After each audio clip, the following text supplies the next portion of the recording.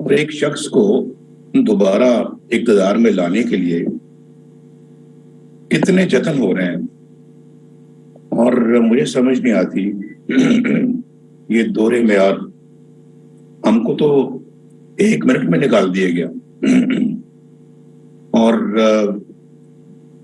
किसी ने हम में से मुझे समझ नहीं आती कि हमने किया क्या था। किसी को हुकूमत से निकाला जा रहा है और किसी को हुकूमत में लाया जा रहा है, किसी को फांसी घाट पर लटकाया जा रहा है, किसी को उम्र कैद की सजा सुनाई जा रही है। और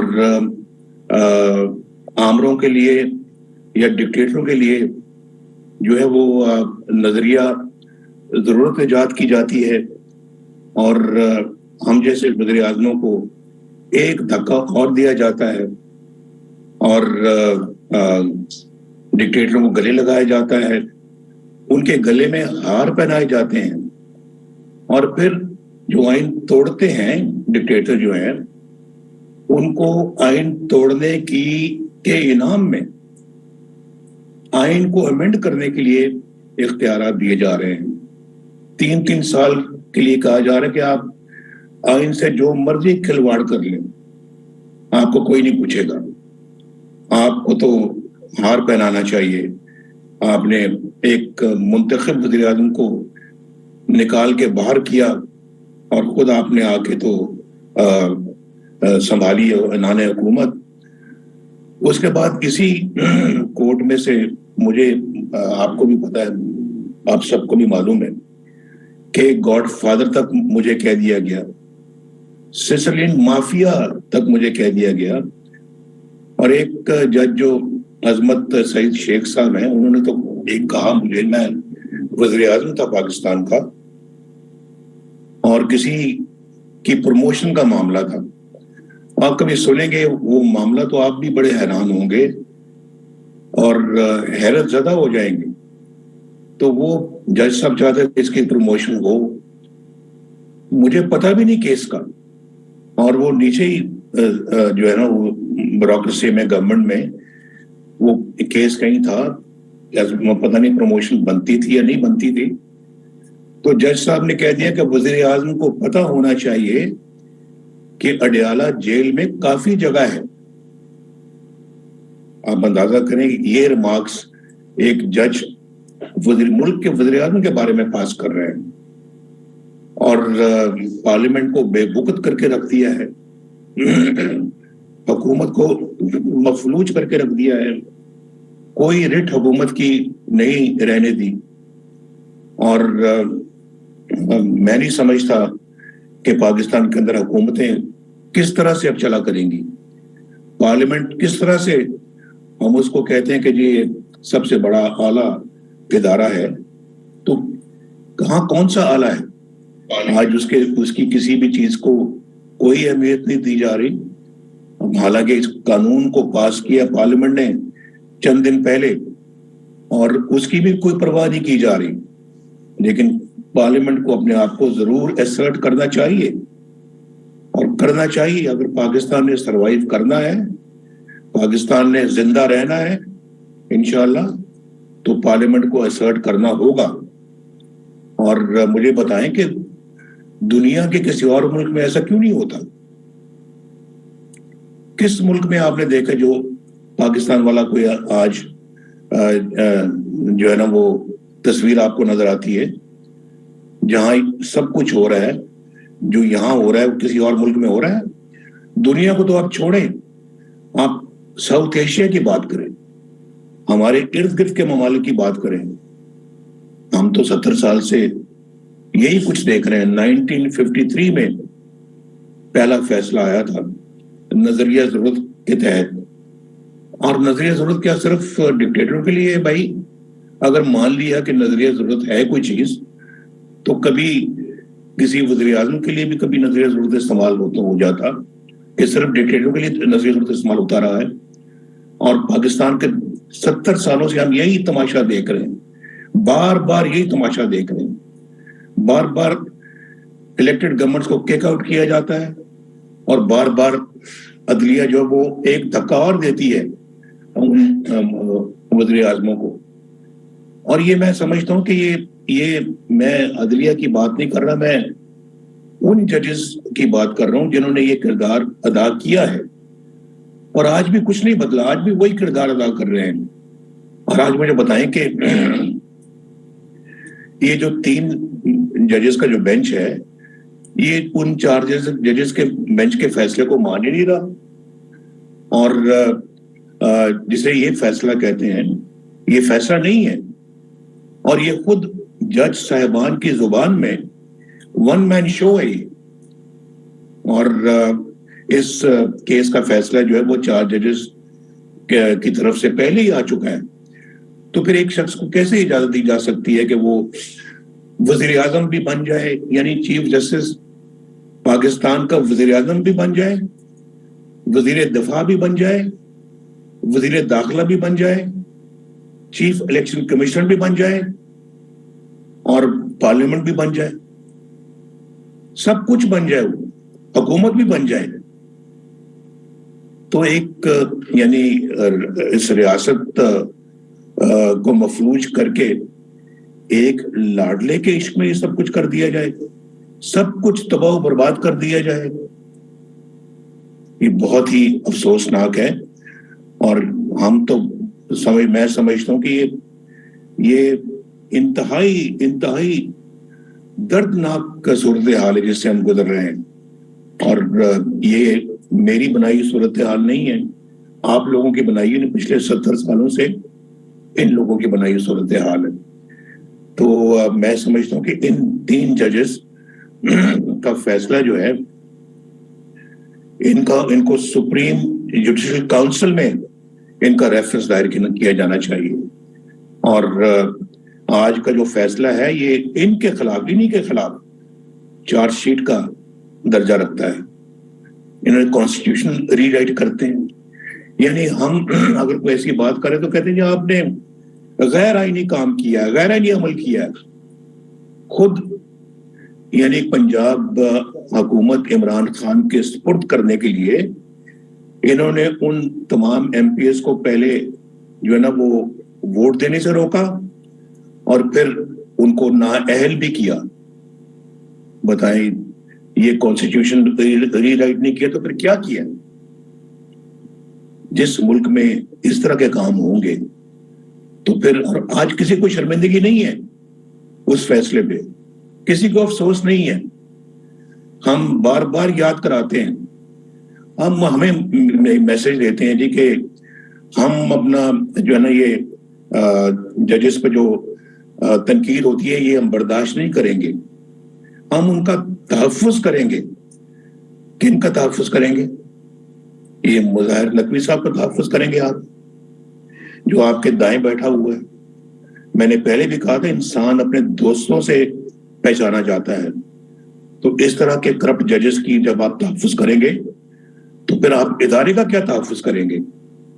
इदारे की जो सैंक्टिटी है वो तो मिट्टी में मिल गई। तो खुदा का खौफ करें भाई, आप क्या बातें कर रहे हैं, इस कौम को क्या बातें सुना रहे हैं?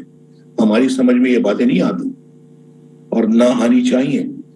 और मैं पाकिस्तानी कौम को भी कहूंगा, पहले भी कह चुका हूं, जागो जागो, होश के नाखून लो। देखो ये लोग जो है ये पाकिस्तान को डिस्ट्रॉय कर रहे हैं, पाकिस्तान को खुदा न खासा तबाह बर्बाद कर रहे हैं। और ये तबाही बर्बादी आप ना देखना, ना मैं देखूं, ना आप देखना, कभी इसके खिलाफ खड़े हो जाएं।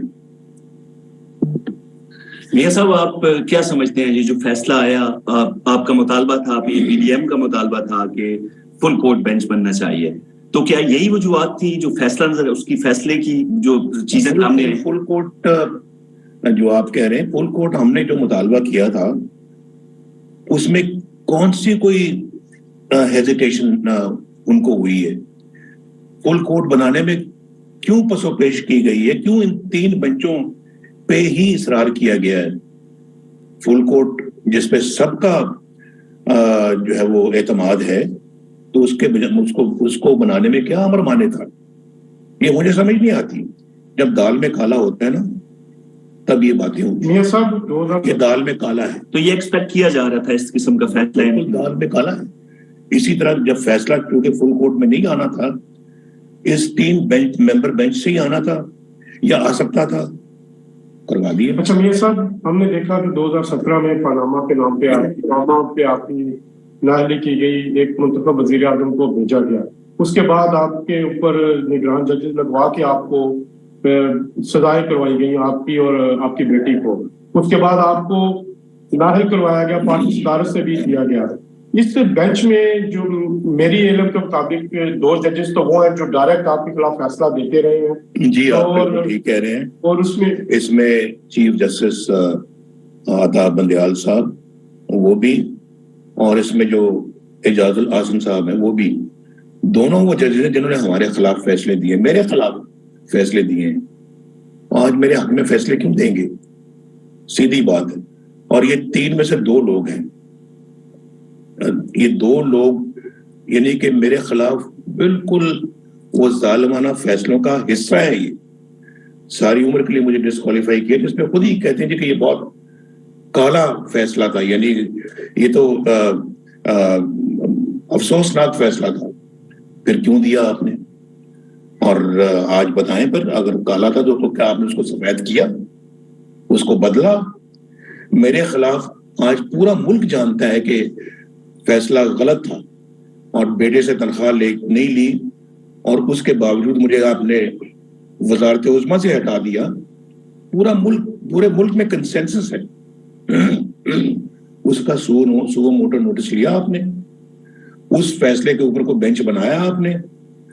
आप बताएं जरा, यानी कि अगर आप के अंदर ऑनेस्टी है या कोई अपना दयानतदारी है अगर आपके अंदर, तो फिर आपको बेंच बनाना चाहिए था।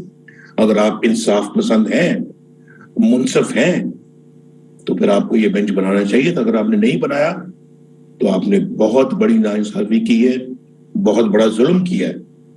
और इन्हीं लोगों के खिलाफ तो हम आवाज उठाते रहे कि ये एक जज साहब जो है वो मेरे ऊपर मॉनिटर बन के बैठे हुए थे, एजाजुल आसम, और चीफ जस्टिस भी मेरे इन फैसलों के अंदर शामिल थे। आपने 3 जजेस के खिलाफ जुडिशियल रेफरेंस की बात की है जो इसमें शामिल थे, तो उसके लिए क्या आप समझते हैं कि कौन सी मवाद ऐसा है कि जिसकी बुनियाद पे किया जा सकता है?